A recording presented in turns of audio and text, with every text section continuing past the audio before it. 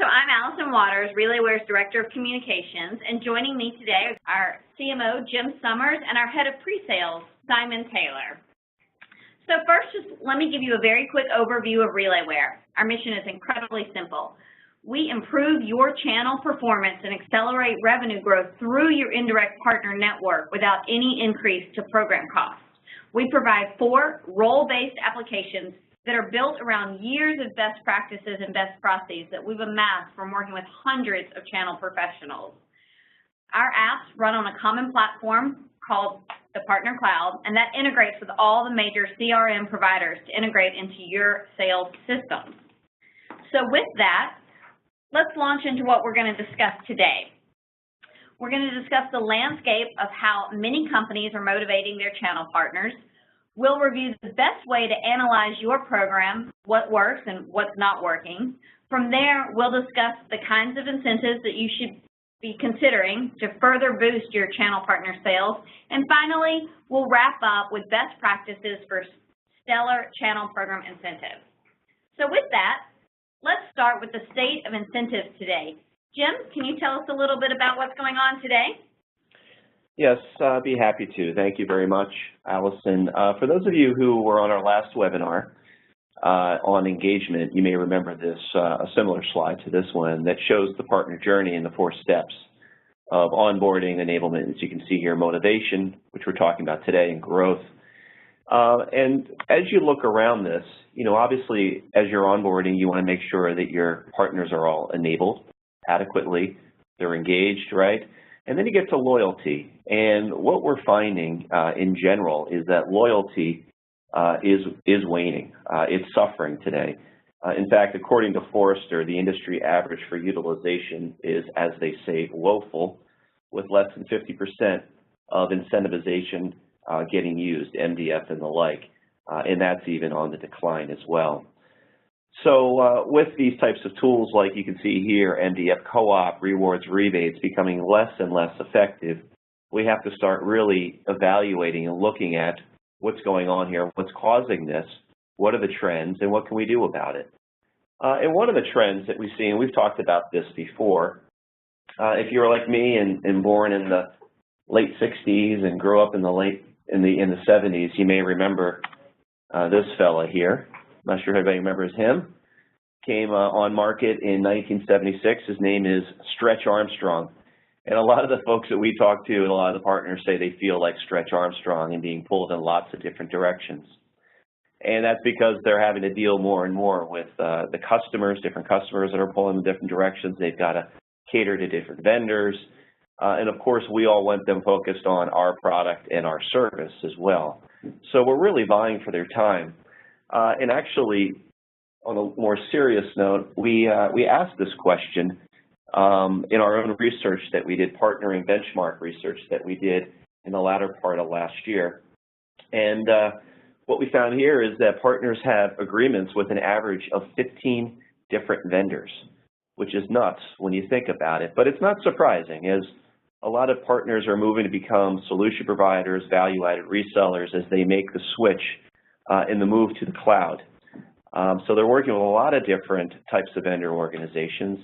And when we ask them a follow-up question of what's going to happen over the next 2 years, those in actually the 1 to 15 range, that's going down, and those 15 and higher are going to go up.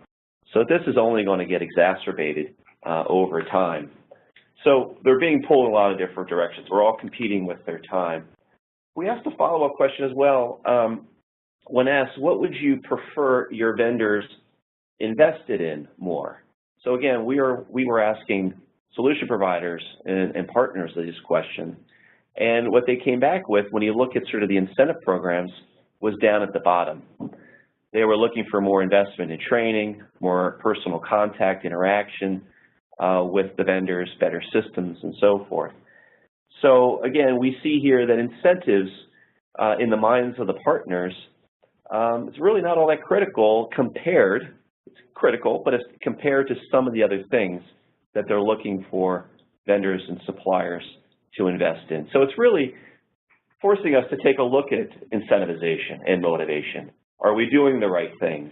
Are we coming at it in the right way? Going outside of our own research here, and this is the final slide here in this sort of state of incentives today. I thought this was really interesting. Maybe some of you have seen this report from Accenture on improving the ROI of indirect channel incentives. Very comprehensive report, but one particular statement here at the bottom, as much as 10% of the typical high-tech companies' indirect channel partner incentives are overspent or generating an insufficient ROI. So if you take, let's just say, start with a billion-dollar company, and of the high-tech companies, Accenture says that 80% of them are selling through indirect channels, pretty high amount, right?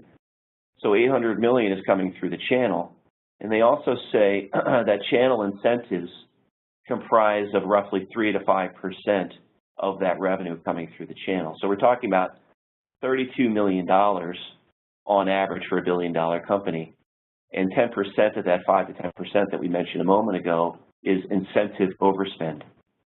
Imagine what you could do with another $3 million of waste and applying that somewhere else if you're a billion-dollar company. Obviously, if you're a smaller company, a half-billion-dollar company, you can do the math.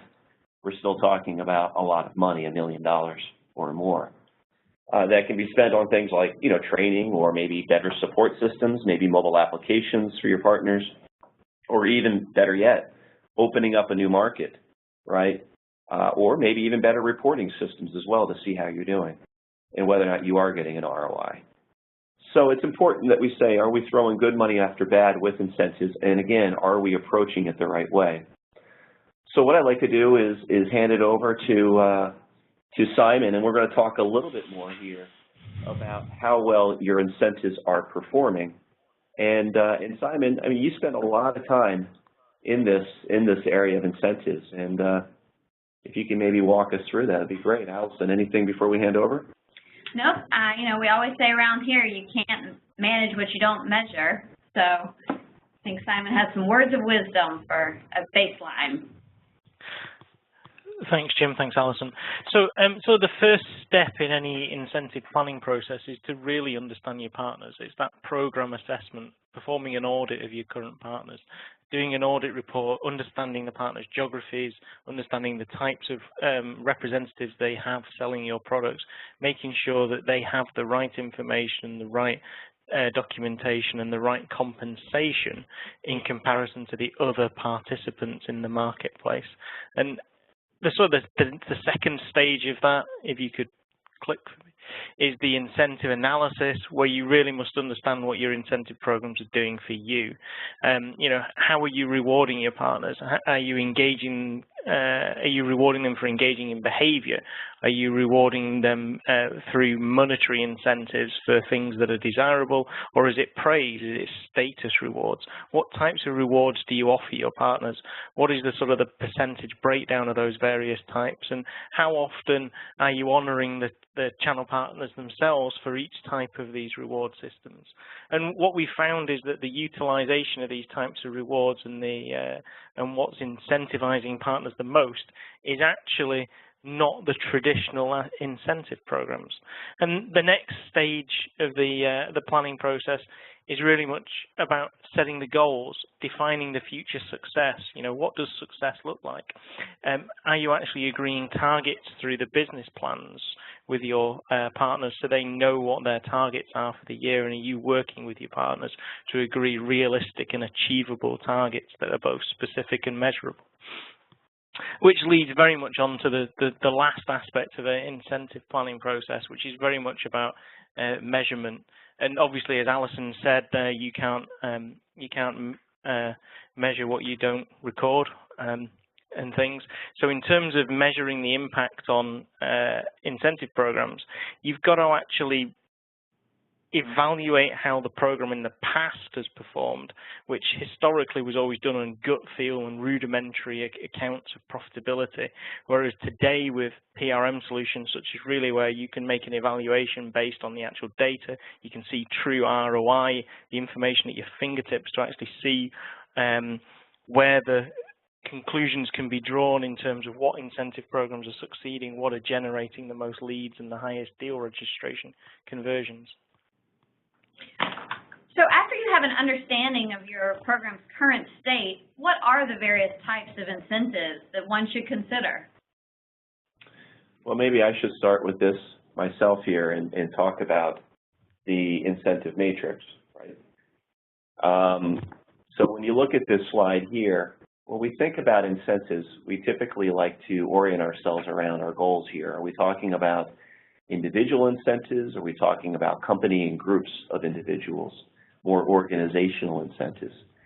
And of course, a lot of us are familiar with the traditional monetary incentives, but there are other types of incentivization tactics that we're helping our customers with today that are more recognition-based, right, to drive behavior and using tactics like gamification and so forth.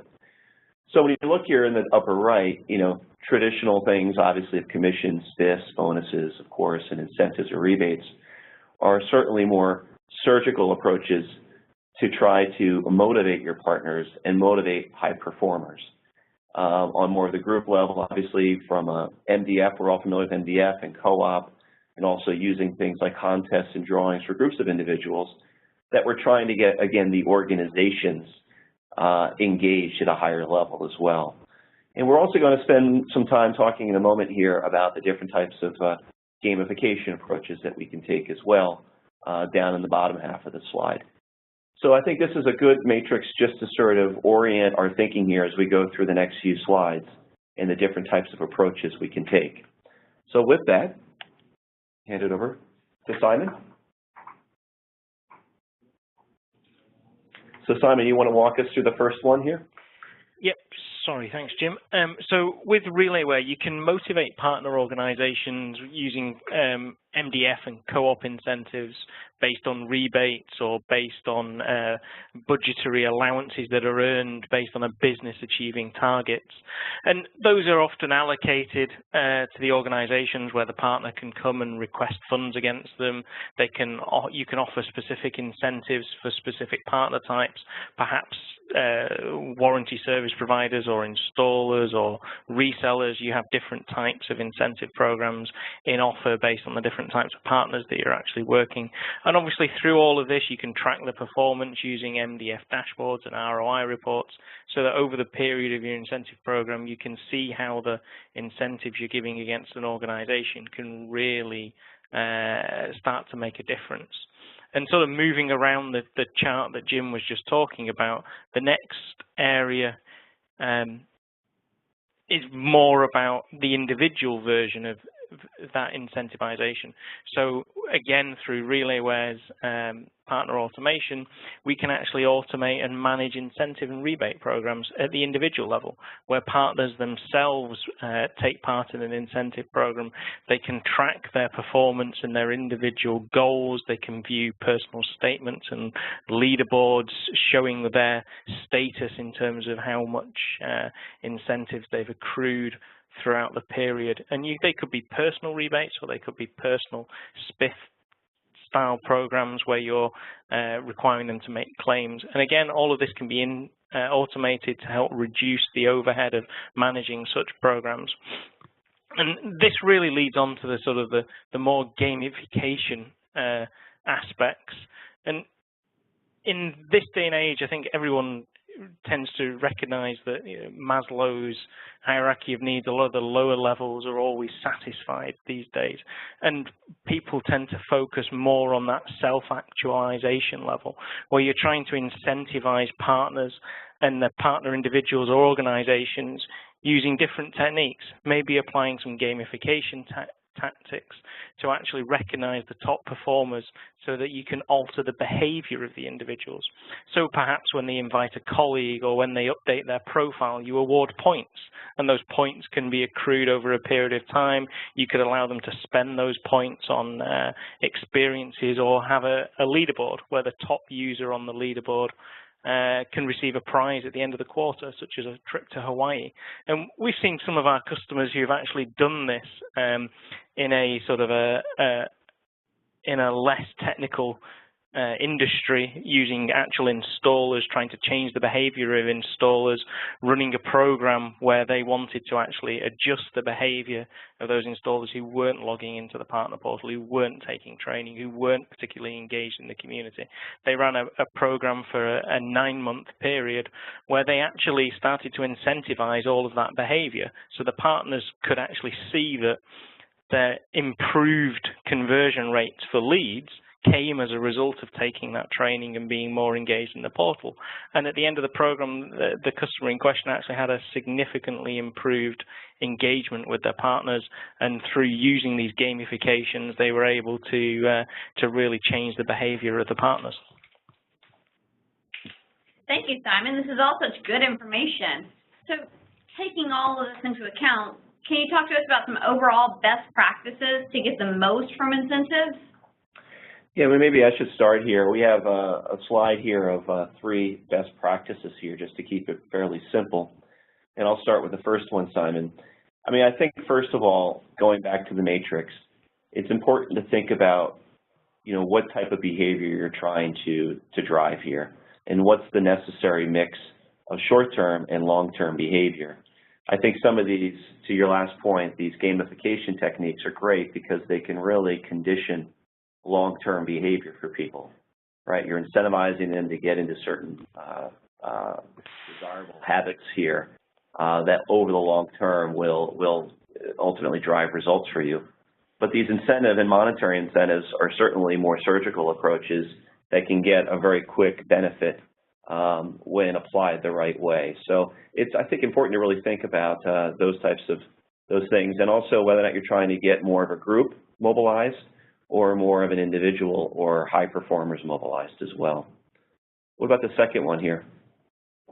So in terms of the second one, I think a lot of the best practice is understanding the different types of partners.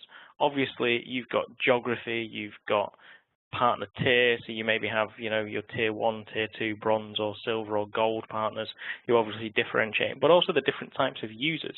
Obviously, applying incentives programs for closing deals is great for sales staff, people who are logging deal registrations and leads, but actually having incentive programs that apply to the marketing and to the support staff so that you can help incentivize and adjust the behavior of the other people who work at your partners outside of the sales team can also have a significant effect on deal reg conversion and revenue generation from partners as you get a wider base of engagement through the partner.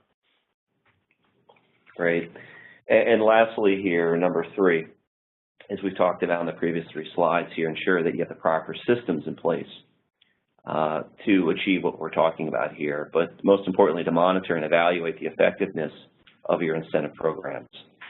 There's, I think, a very much of a heightened sense of curiosity and accountability for how these programs, what kind of return they're generating.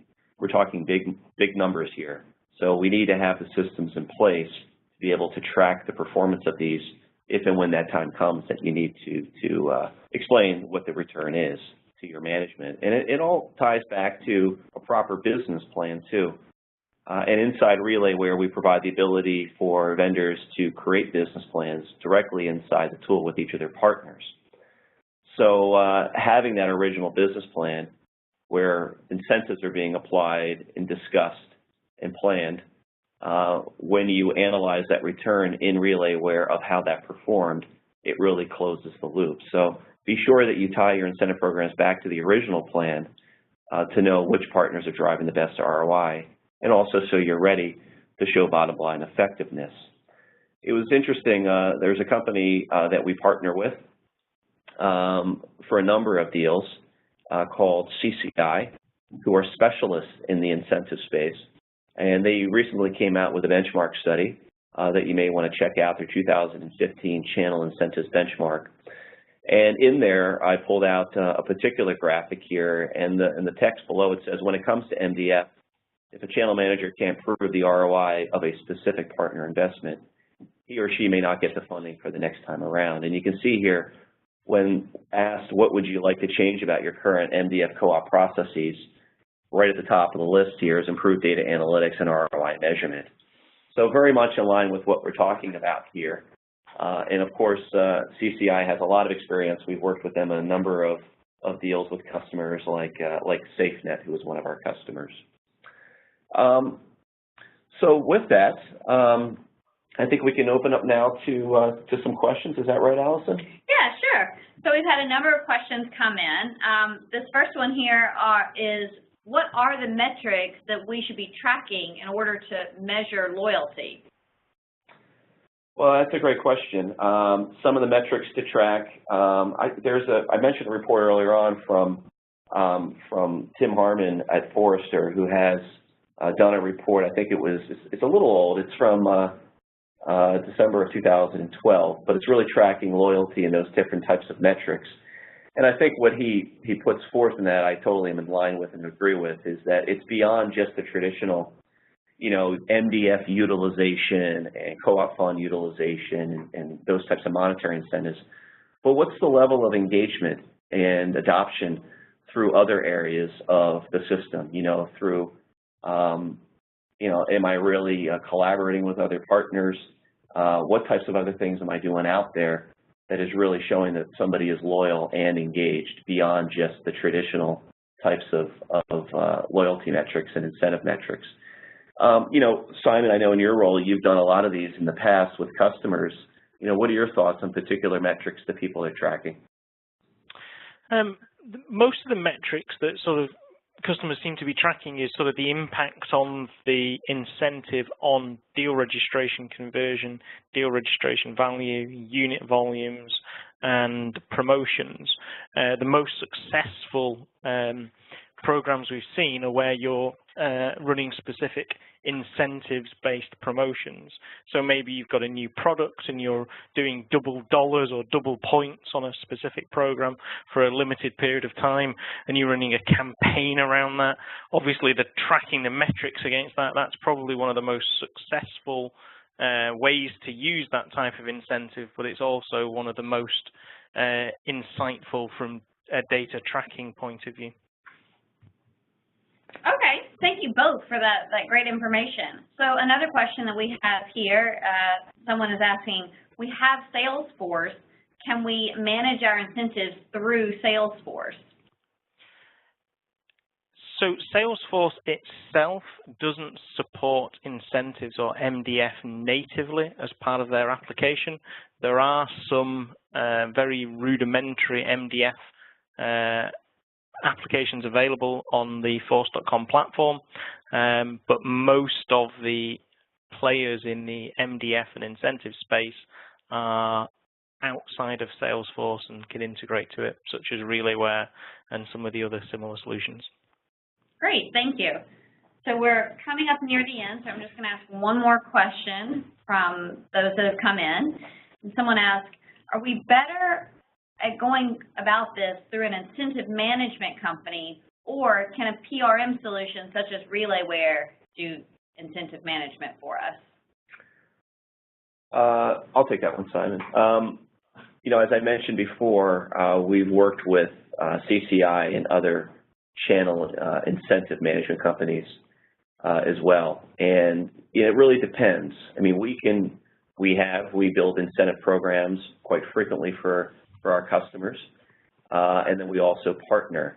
And interestingly, going back to that research that I mentioned before from CCI, they asked in their research, I believe, if MDF co-op systems are integrated with other types of internal systems, and I think what they found was the top of the list was PRM companies, and number 2 was CRM companies.